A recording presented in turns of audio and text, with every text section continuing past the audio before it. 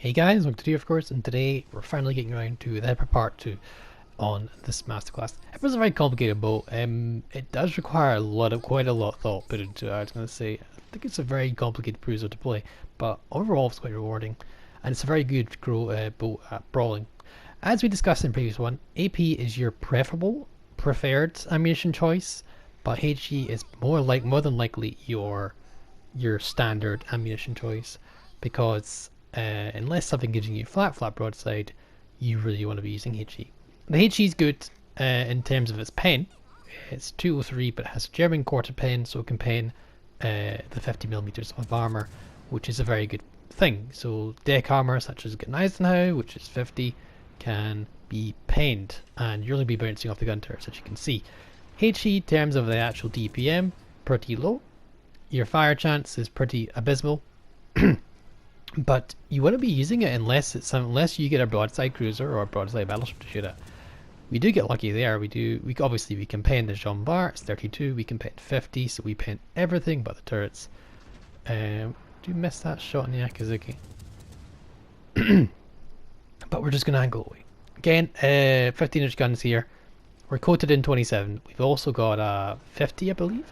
I think it's 50 or it could be 40 millimeter icebreaker on the nose as well. So when you're rushing in targets, it's best just to go straight bow on. It is an icebreaker though, it's not the entire plating.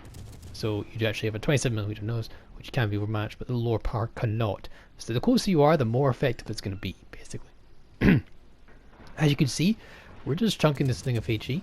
He is heavily angled, so AP is not going to do much. The Hipper does have really good AP, but it's not really good penetration angles, so unfortunately you're going to have to use HE a lot, but the damage does rack up. It's more the penetration damage than the fires you get.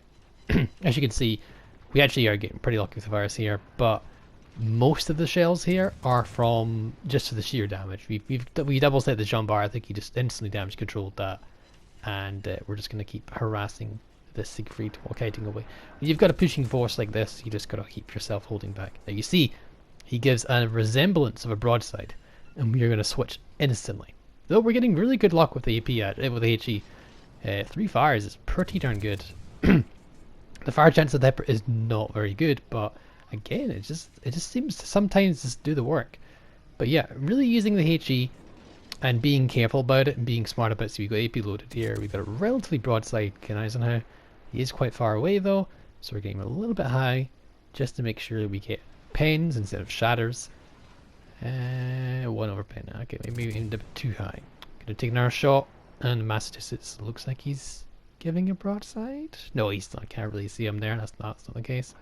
But yeah, you want to be using the appropriate ammunition type. You need to be switching a lot with Hipper because the AP is not to be neglected, but neither is the HE, because not only you may not be setting as many fires, though in this situation it's actually proving the opposite, setting quite a lot of fires, but it's all about the HE penetration. So every hit you do is penetrating damage. So yeah, using HE as your primary ammunition source against anything that is angled, which sadly a lot of the time in this game a lot of them are, you definitely want to be using it. But the AP is definitely, you need to switch a lot with the Hipper, because the HE DPM is not great, and you'd be aware of that. But you are getting consistent damage. The most consistent damage HE you probably get out of anyone in the game, besides maybe the Yuzuma and the Albemarle. But again, they're also unique cases that they can also pen 50 millimeters of plating. So yeah, at this point we're going to push in a little bit. Our division mate in the Cleveland is going to the other side of the map, so I don't believe he's prevalent to playing this boat, obviously, because he's not even next to us. We've got 2 battleships here. We've got a Bismarck who's kind of push but kind of not, and we've got a Massachusetts which can overmatch this, which is not nice, so we're going to try and use island cover. As we said before in the masterclass, the German shell ballistics are not great for shooting over islands. You can't really park behind an island and shoot over it, especially not at the Hipper. You got to kind of use the open water and light cover whenever you can. What we are doing right here though is we're trying to screen and pester these battleships, particularly the Massachusetts, so we can push up, because the Jean Bar has only got 15-inch guns, which means we can angle against him comfortably. So we're going to push in here. We're going to put some pressure on that DD. Turn our fire, take a wee pot shot at him, Front guns of the DD, back guns of the Jean Bart. I would like to put more on the DD, but the French Jean Bart, giving him broadside is almost suicidal, so we gotta be very careful about that. Yeah, he's already got shots at us already, so we need to just keep your angle going. Gonna slow down? Oh, well, we didn't need to slow down. We angled back up again. That's why we can't show all 4 guns on that DD. Because at the minute we're the most juicy target, because we're pushing and we're the biggest threat to the DD. In terms of sonar, I don't need to run it at the minute because I'm bow onto the threat. I know where the torpedoes are coming from. And worst case scenario, I'll probably just use 1 torpedo. I don't think I need the sonar just right now. You really wanna, with the German sonar, you'd be very selective. You only get 2 charges, and this is very good sonar, but it doesn't last too long.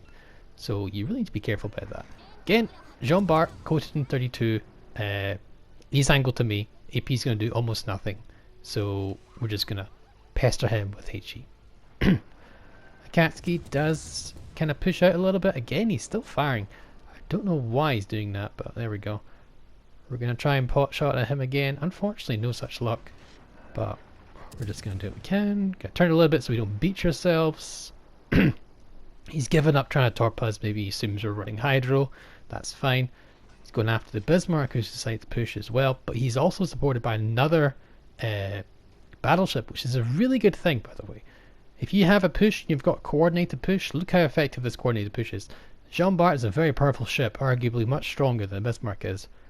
And because of this push, they're being pushed back. So really good team play, actually, by this game, which is kind of unusual. But this is a stream. This is a countdown stream from Spotted Gecko's stream.